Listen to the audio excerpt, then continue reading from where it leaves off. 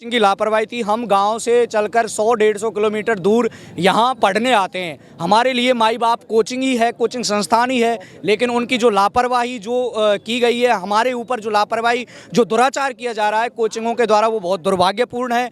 आए थे हम साहब यहाँ सपना लेकर के आए थे, आज सपना साकार करने की वजह से आए थे, लेकिन सपना हमारा मातम में बदल गया है और कोचिंग संस्थानों के जो माफिया हैं उनके ऊपर कार्रवाई होनी चाहिए। फर्स्ट बेंच में जो छात्राएं बैठी थी, वो जो उनका गैस का वो कंटेनर था वहीं पे लगा हुआ था, तो उनको ज़्यादा इफेक्ट किया है। बाकी बच्चे भी इससे प्रभावित है, लेकिन इतना उनको प्रभाव नहीं पड़ा है। जो फर्स्ट बेंच वाली जो छात्राएं थी वो ज़्यादा इससे प्रभावित हुई हैं, उनकी हालत फिलहाल गंभीर बनी है। जयपुर में उत्कर्ष कोचिंग क्लासेस में लगभग 10 बच्चे जो है बेहोश हो गए हैं। सीवरेज का पानी लीक होने की वजह से जो बदबू उठी उसकी वजह से ये मामला पूरा हुआ है।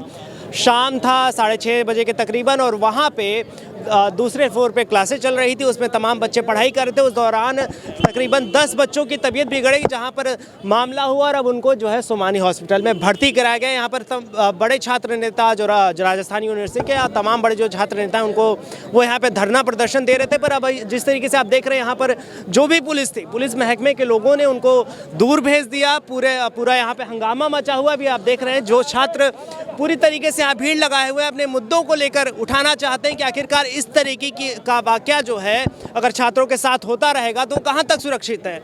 हर जगह से लोग अपने बच्चों को पढ़ने के लिए भेजते हैं कि उनका छात्र बाहर होगा, सुरक्षित होगा, पर कोचिंग संस्थानों की इस तरीके की लापरवाही दिल्ली में भी हमने देखा था। वहां पानी भर गया था ग्राउंड फ्लोर पे, उसके बाद बच्चों की मौत हो गई थी, 3 बच्चों की। पर यहाँ पर अब जिस तरीके से सीवरेज का पानी लीक होने से बदबू की वजह से बच्चे बेहोश हो गए, उनको तत्काल हालांकि भर्ती करवा दिया गया है, पर यह मामला भी शांत होने का नाम नहीं ले रहा है। यहाँ पर तमाम छात्र एकत्रित हुए हैं। आप देख सकते हैं वहाँ पे परिवारजन अपने बच्चों को देखना चाहते हैं कि किस तरीके से उनके बच्चों के साथ कोचिंग क्लासेस की लापरवाही, सीवरेज का जो बदबू होती है उसकी वजह से ऐसी घटना हुई, और यहाँ पर तमाम छात्रों में आक्रोश है। यहाँ पर हमारे साथ कुछ छात्र मौजूद हैं, क्या कहना चाहेंगे, क्या कोचिंग की लापरवाही थी? जी बिल्कुल साहब, देखिए यहाँ पर कोचिंग की लापरवाही थी। हम गांव से चलकर 100-150 किलोमीटर दूर यहाँ पढ़ने आते हैं। हमारे लिए माई बाप कोचिंग ही है, कोचिंग संस्थान ही है, लेकिन उनकी जो लापरवाही जो की गई है, हमारे ऊपर जो लापरवाही जो दुराचार किया जा रहा है कोचिंगों के द्वारा, वो बहुत दुर्भाग्यपूर्ण है। और मैं चाहता हूँ कि इस कोचिंग संस्थानों को जो ये पैसों के मद में चूर होकर के जो यहाँ पर अपनी राजनीति चमकाने की वजह से आते हैं, उनको सीज किया जाना चाहिए। छात्रों की मांग ये है। भविष्य तो हम बना लेंगे साहब, अगर जिंदे रहे तो भविष्य तो हम एक ठेला लगाकर भी बना लेंगे, लेकिन ये जो चीज़ें हैं ये कोचिंग के अंदर जो रिसाव, जो गैसों के साथ जो किया जाता है, ये लापरवाही हम कदापि नहीं सहन करेंगे। आज ये जो बताया जा रहा है 5 और 7 छात्रों के साथ किया जा रहा है, कल को ये 500-700 के साथ भी किया जा सकता है। 500-700 के साथ आप सोचिए साहब कि कितने परिवारों की जानें चली जाएंगी उसके साथ, क्योंकि हम उम्मीद और सपने के साथ आए थे। हम साहब यहाँ सपना लेकर के आए थे, आज सपना साकार करने की वजह से आए थे, लेकिन सपना हमारा मातम में बदल गया है और कोचिंग संस्थानों के जो माफिया हैं उनके ऊपर कार्रवाई होनी चाहिए। अच्छा, ये तो मामला जो संज्ञान में आ गया, पर ऐसे और कौन से मामले होते हैं जो प्रचलित नहीं हो पाते, इससे छात्र ग्रसित है? छात्र ग्रसित बहुत ही हैं, क्योंकि कोचिंग के अंदर छात्र से पहले तो एग्रीमेंट ये कराए जाते हैं कि आपको ये फैसिलिटीज़ दी जाएंगी। 13-14 बिंदु के एग्रीमेंट कराए जाते हैं कि ये फैसिलिटी दी जाएंगी। जब छात्र उन एग्रीमेंटों को लेकर के कोचिंग इंस्टीट्यूट के जो रिसेप्शन होते हैं वहाँ पहुँचते हैं, तो कोचिंगों में आजकल एक सुविधाएँ जो कंपनियों के थ्रू, SRK कंपनी, ऐसी तमाम कंपनियों के थ्रू जो बाउंसर लगाए जाते हैं, उनके द्वारा दबा दिया जाता है बच्चों को। उन छात्रों की आवाज़ को आगे पहुँचाया ही नहीं जाता है साहब। ये चीज़ें हो रही है यहाँ पर।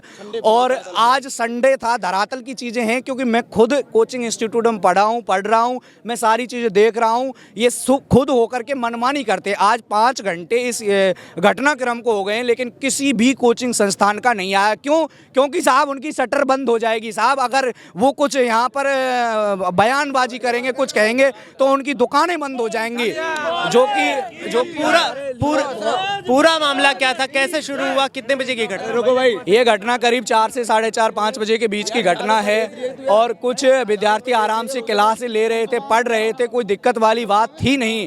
लेकिन हुआ क्या था कि अचानक से गैस रिसाव होने के कारण एक दो छात्र और छात्राएं बेहोश हो जाती हैं। कोचिंग में जो वहां पर गार्ड लगे हुए थे उनको बताया जाता है, कोचिंग अपना मैनेजमेंट का हवाला देते हुए उनको वहां से ले जाता है और ले जाने के बाद आधा पौने घंटे बाद वो बोलते हैं कि आप यहाँ से जाइए, हमारे पास व्यवस्थाएं हैं, फैसिलिटी हैं, हम आराम से इनको मैनेज कर लेंगे। किसी और भी बच्चे को आया नहीं जाने दिया जाता है। और उसका जो छोटे छोटे गेट गलियारे बनाए हुए हैं साहब, यहाँ पर गलियारों में कोचिंग पढ़ाई जाती है जिसमें एक बच्चा निकलता है और बच्चों बैच की 500 की क्षमता है, 1500 विद्यार्थियों को बैठा लिया जाता है। सारे सुरक्षा मानकों को साइड में रखा गया है। हमारे साथ ये दुर्व्यवहार हुआ है। मैं माननीय भजनलाल शर्मा जी से ये रिक्वेस्ट करना चाहता हूं कि इसके लिए कड़ा से कड़ा कानून बनना चाहिए और ये कोचिंग माफिया अपनी शटर बंद होनी चाहिए इनकी। हमारा यही मांग है बस। बिल्कुल। अभी हमने कुछ छात्रों से बात की तो उनका कहना था कि भाई ऐसे कोचिंग की दिक्कत नहीं, क्योंकि क्लास में 70 बच्चे पढ़ रहे थे, सिर्फ 10 ही क्यों बेहोश हुए, ऐसा उनका सवाल। सर ये वो फर्स्ट बेंच में जो छात्राएं बैठी थी, वो जो उनका गैस का वो कंटेनर था वहीं पे लगा हुआ था, तो उनको ज़्यादा इफेक्ट किया है। बाकी बच्चे भी इससे प्रभावित है, लेकिन इतना इतना इतना उनको प्रभाव नहीं पड़ा है। जो फर्स्ट बेंच वाली जो छात्राएं थी वो ज़्यादा इससे प्रभावित हुई हैं। उनकी हालत फिलहाल गंभीर बताई जा रही है। और ये इसी मामले में नहीं, कोई भी दुर्घटना होती है, पिछली बार 3-4 महीने पहले दिल्ली में घटना हुई थी, उसके बाद ये कोचिंग प्रशासन शासन सब ये जागरूक होते हैं, उसके बाद मामला दबा दिया जाता है। कुछ नहीं, कोई भी नियम ऐसा नहीं बन रहा जो छात्रों की स्वास्थ्य के लिए और इनके भविष्य के को मतलब एक सुनिश्चित कर सके, सुरक्षित कर सके, ऐसा कोई भी नियम अभी नहीं बन रहा है गवर्नमेंट। आपका आगे का क्या एक्शन होगा, क्योंकि अब ये घटना हो गई, इसके बाद क्या छात्र कोई एक्शन लेंगे? छात्र बिल्कुल एक्शन लेंगे। अगर किसी को उत्पीड़ित किया जाएगा, गवर्नमेंट के कानून में होते हैं कि उत्पीड़न के खिलाफ आवाज़ें उठाई जाती हैं, उत्पीड़न के खिलाफ गवर्नमेंट खुद कानून बनाती है, तो छात्र चुप क्यों रहेगा? छात्र कतई नहीं सहेगा अगर ऐसे अन्याय होते रहेंगे तो, चाहे वो कोचिंग माफिया हो या कोई पेपर लीक माफिया हो, कोई भी हो, सरकार के खिलाफ आवाज़ें उठाएंगे, छात्र बिल्कुल नहीं रोकेंगे। अच्छा, सौम्या गुर्जर ने एक टीम गठित की है, उसमें कहा है कि इसमें जो भी मामला हुआ है इस पर जांच की जाएगी। अब साहब देखो, मामले के लिए तो गठित तो टीमें हर जगह हो जाती हैं, कुछ भी हो जाए उसके लिए ये टीमें गठित कर देते हैं, जो कि निराधार बातें हैं। और सबसे बड़ी बात ये कि जो मेयर साहब आप बता रहे हैं, अब छात्र तो इतना ही समझेगा कि भाई हो सकता है उन्होंने पैसों का कोई कर लिया होगा, MOU हो गया होगा उनका, इसलिए वो सारी चीज़ें बंद हो गई हैं। फिर भी अगर गवर्नमेंट की तरफ से कुछ कदम इसमें सकारात्मक उठाए जाते हैं तो ये स्वागत योग्य है। और बाकी इसमें ऐसा ही नहीं हो जैसे हर दुर्घटना में होता है कि भाई इसमें लीपापोती करने की सरकार भी काम ना करे, कोचिंग माफिया भी इसमें लीपापोती ना करे। छात्र बिल्कुल अब जागरूक है इस पे। छात्रों की जो स्वास्थ्य के साथ प्रतिकूल प्रभाव डालते, इनकी मानकता तय होनी चाहिए।